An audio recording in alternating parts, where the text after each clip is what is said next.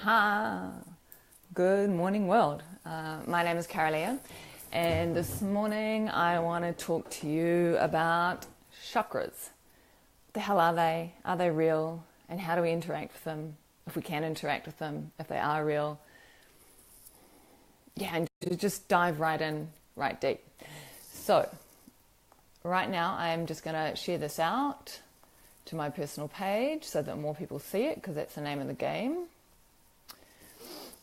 And then once I've done that, we're going to do a quick drop in, so we can drop right in, and then we'll get talking all about chakras. And so if you are listening, watching right now, give me a thumbs up or a heart, just so I know my audio is good. That's always a big question. Is the audio fine?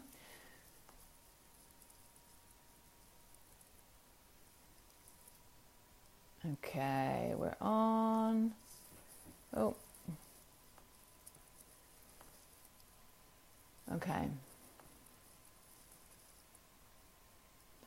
So as you're sitting there, possibly standing there, I invite you to start to become more aware of your breath. So just really tuning into your breath right now. And as you tune into your breath, I'm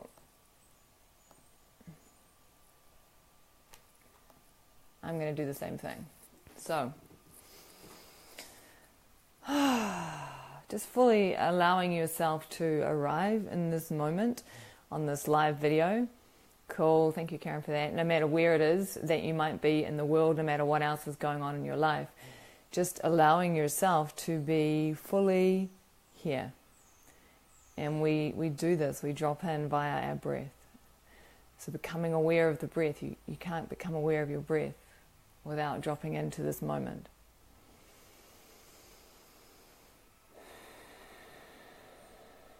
Okay. So I have been exploring the chakras for the last 20 years, and here's my take on them. I've read a shitload of books, I've gone to a bunch of workshops, I've done a heap of practice, and this idea of chakras, are they real? What the hell are they? The way that I see chakras from all of this, from my research and from my practice and from working with other people on retreat and one-on-one sessions, etc., is that they're a framework. The chakras are like this conceptual framework that allows us to work with our psyche and the way that our psyche shows up in our physicality.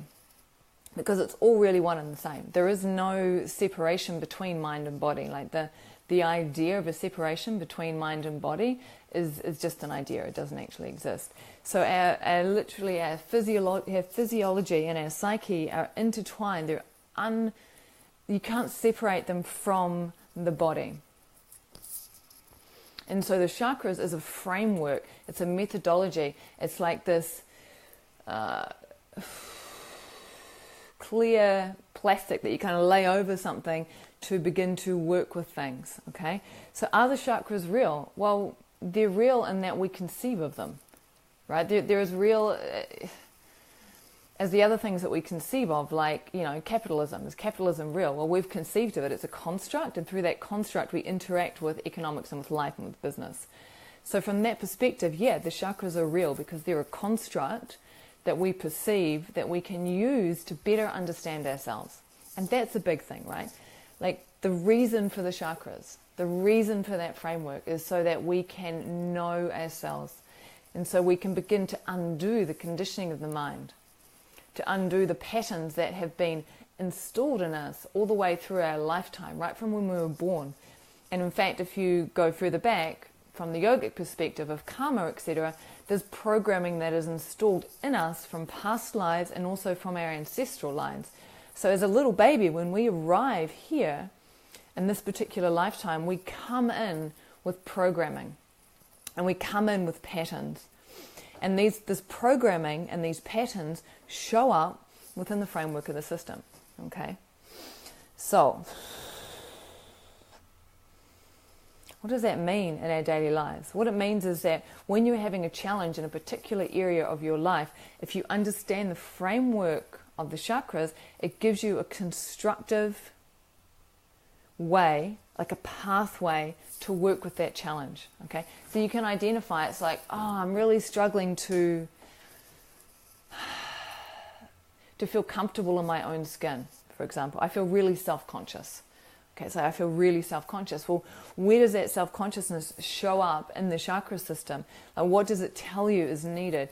So that feeling of self-consciousness, it might come from the heart, of feeling like it's not safe to be heart open. Okay, so that gives you an access point or an entry point to begin to work to find. So this is the thing, right? You need to find the programming that's been installed that is causing this behavior or this feeling or this pattern to show up of self-consciousness.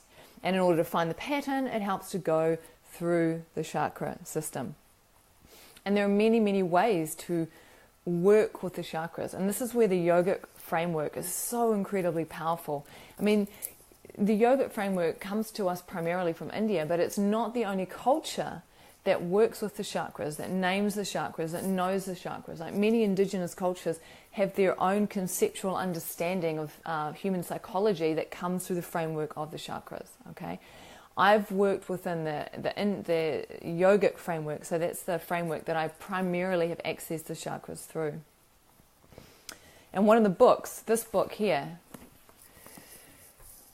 Eastern Body, Western Mind, this is my textbook. You know, like I have read this book cover to cover so many times, and I pick it up constantly and I dive into it because it is extraordinary. And in particular, in the introduction, page 10 and 11. So here, Anna Judith has created this amazing table. I don't know if you can see this table, but this table lays out, like for the scientist in you, for the academic in you, amazing. So it lays out all the different chakras from 1 to 7, the name, the location, the central issue of each chakra, the orientation to self, the goals, the rights, the developmental stage, right? And this is what fascinates me. So when we're growing up, each chakra begins to develop, to open, to come into existence at a different age. And depending on what is going on in the child's life at that time, that particular chakra will end up being in either excess or deficiency. So the operation, I guess, of a chakra is on a continuum. I don't tend, like, this is from Anna Dia, she doesn't really see it as open or closed as we often talk about chakras. She sees it more as a continuum of functionality. So a chakra is either deficient, like it's not firing as strongly as it could be, or it's excessive, it's over-firing and creating issues from there, or it's right where it needs to be, neither deficient nor excessive, in harmony. So what we're looking for here is a harmonious state of being. So she also identifies things like the demons of the chakra, the element and the excessive characteristics and the deficient characteristics. And just from this one table in this book, you can get such a clear sense of what might be going on for you. So if anyone wants to chuck on like something they're struggling with right now, so I'm going to name a few things. These are the demons of the chakras. So we have fear, we have guilt, we have shame, we have grief, we have lies, we have illusion, and we have attachment. So again, fear, guilt, shame, grief, lies, illusion, and attachment. Is anyone struggling with any of these right now? Like, throw on a comment. I think I can see comments if they come up. And I'll talk a little bit about that particular demon, okay? So anyone, come on, someone be brave. I know that we all have this stuff going on, so one of you can throw something down. Hi, Joanne, kia ora. Right, come on. Fear, guilt, shame, grief, lies, illusion, attachment. Even if you just want me to talk about one of those particular things, throw down one of those, something you want to know more about. So the demons again. So these are the demons of the chakras. So these are, when I talk about a demon of a chakra, what I mean is that when this particular thing is coming up in your life, so there's fear, there's guilt, there's shame, there's grief, there's lies, there's illusion, and there's attachment. So say you're having a lot of guilt coming up. If you understand the framework of the chakras, you can start to look at guilt and go, okay, so guilt's really showing up in my life right now. I'm feeling all of this guilt. So we've got fear, right? I'll switch to fear for you, Jenny. All right, so fear, you're suddenly like, there's all this stuff going on in your life, and fear keeps coming up. Fear. So if you understand the framework of the chakras, you go, okay, so which demon is this? It's Muladhara. It's first chakra. So then you can go, okay, so what is the first chakra all about? And, you might need to go and look at your textbook, or maybe you've done all the learnings. So first chakra is ultimately about survival, okay? It's about survival. And survival also relates to tribe, okay? So whatever your patterning is around survival and whatever your patterning is around tribe will have to do with maybe the way that fear is showing up for you. So as a good example, and, I'm just kind of making this up a little bit, if you're considering doing something that your family might disapprove of, it's probably going to trigger fear around Muladhara, because we are hardwired to do what our tribe, what our family approves of. Okay, so even if doing this thing is the right thing for us to do, the fear is going to get triggered because it's conflicting with some belief or some hardwiring around approval from the tribe, a family approving of what we do and liking things. Okay, so once you start to understand the framework of the chakras and you identify a particular demon, so I'm struggling with fear right now. Okay, so what is that about? It's Muladhara. Go into that and see what pattern, and what you're looking for here is if you can identify a more specific fear. And so to look at what is Muladhara around. It's around survival, it's around money, it's around your place, it's around tribe, it's around family. Okay, and then it starts to maybe become clear what specific fear it is that you're facing. And this is what I find most useful when working with the chakras, is getting real specific, because what I've noticed is that if I can feel a specific fear, like one that I felt yesterday that I noticed, it's like an echo of this need for approval. If I can feel it in my body, then I can name it. Okay, and if I can name it, then I can begin to actively work with it, maybe trace it back to its origins, and maybe do an uninstall. And that kind of work is what we do on retreat, and that kind of work is what I do in one-on-one sessions with people. It's the identification of a particular pattern, and then tracking it back to the root, and then doing an uninstall. Okay, I'm just going to switch off fear. So Karen's saying, shame seems to be a big theme coming up within groups of women when we discuss the whole Me Too stuff coming to the fore. Misplaced shame, keeping women silent. Yeah, beautiful. So let's talk about shame a little bit. Shame is a demon of the third chakra. Okay, the third chakra is ultimately about power. It is about our ability to have boundaries as well. It's about boundaries.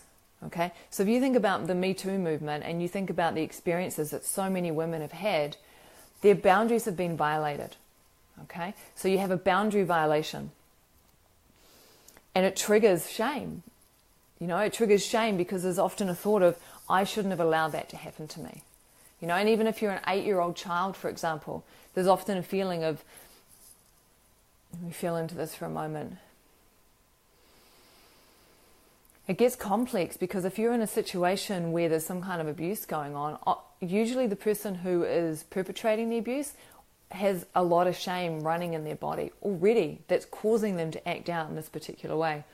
And so what that can mean is that the person who is having their boundaries violated, which is that's a violation, let's do a third chakra stuff, which is around shame, they will often feel the shame that the perpetrator is carrying and sometimes misidentify it as their own shame. And it becomes totally enmeshed and intertwined.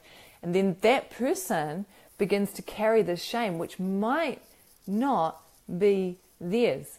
And that's why Me Too has been so incredibly powerful, right?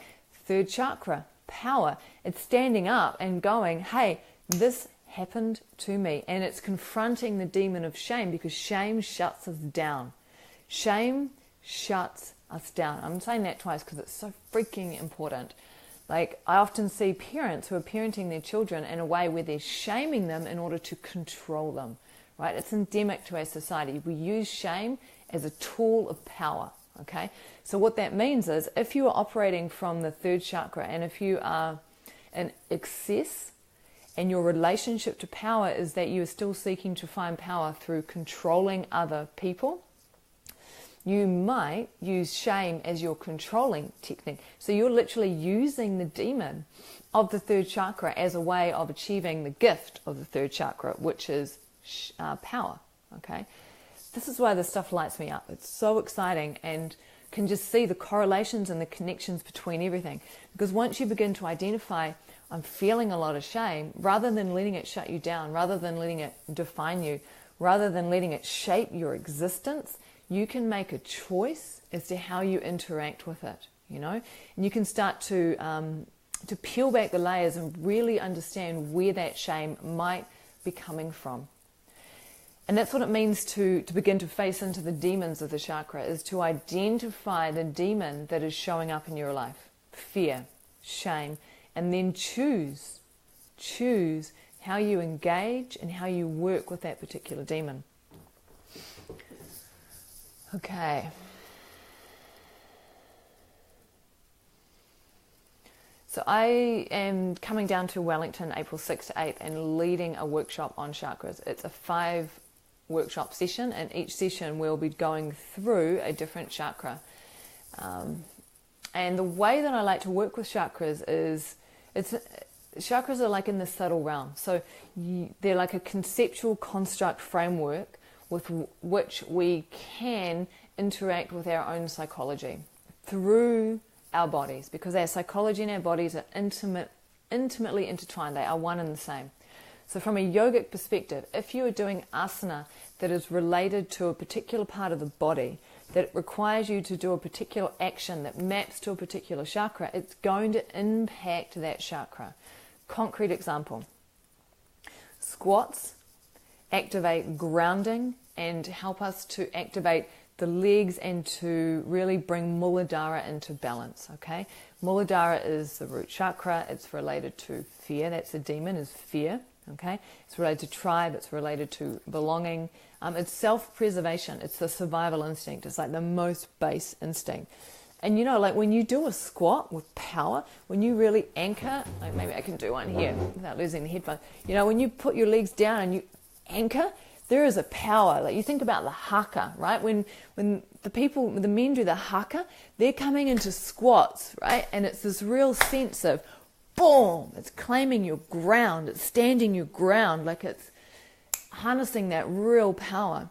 And so choosing or working with asana that has a direct correlation to a particular area of the body which maps to a particular chakra has a psychological impact upon us and can shift or bring up or highlight emotional patterns and programs that are installed.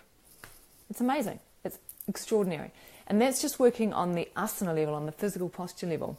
You can also work on the level of pranayama, breath work. You can work on the level of chanting. And I do a lot of chanting in my work because it's so powerful. So simple, but so powerful.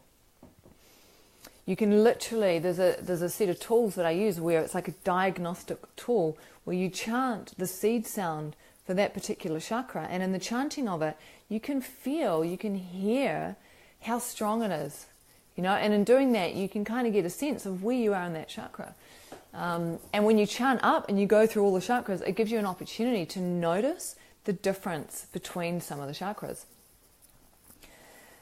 So in terms of, you know, how to work with the chakras, so you can use asana, you can posture, you can use breath work, you can use chanting, you can use visualization. Like if you're a visual person, visualizations can be really powerful, and you can use journeying. And I use all of these things in my retreats and in my workshops, and sometimes in one-on-one sessions as well. And it's a way of ultimately getting to know yourself better, because until you know that something is going on, you can't constructively work with it. So a lot of the stuff, like the demons often in the chakras, are unconscious. We can be unconsciously carrying around shame and fear in our bodies that we don't know about. Okay, and if you don't know about it, you can't respond to it. But that unconscious, say, shame or that unconscious fear will be dictating our behaviors and actions. Okay, so once you start to bring the demons up into consciousness, and this can happen through your life, and that situations and people and circumstances will trigger this stuff. When you're about to expand and leap up in life, which, you know, the women are doing on my mentoring program, for example, guarantee you're going to trigger some of this stuff because you're getting out of your comfort zone. Once it gets triggered, once it comes into the light, then you've got something to work with. And that's where the power lies. It's recognizing that the chakras, it's not about intellectually learning what this is and the heart's on a heart and it has this pretty color and it looks this particular way. Like that's information. What I'm really interested in is how do you experientially work with the chakra in a way that psychologically allows you to know yourself better and allows you to uninstall the programs that are holding you back. Alrighty, that feels like a whole lot of information. Any questions before I dial off? So beautiful to see some love hearts coming across the screen. If you have enjoyed this, if you've got something useful from it, if you're going to come back and watch more of the Facebook Lives that I do, send across a heart or something. That would be really beautiful.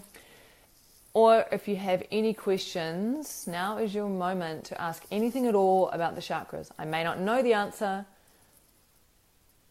but we can still feel into the question. Anything coming through? There's a heart. A heart is good. Okay, I'm going to count down 5, 4, no questions. 3, 2, 1. Alrighty. My name's Kara-Leah, and one of the things that I work with in a very constructive, real-world, powerful way is chakras. You'll find me in Wellington at Space Yoga Studio, April 6th to 8th, delivering Walking the Rainbow Bridge. Please come. It's going to be epic. I also do one-on-one sessions and retreats and mentoring, so just message me to find out about all of that. Much love to you all. Have an epic, epic day.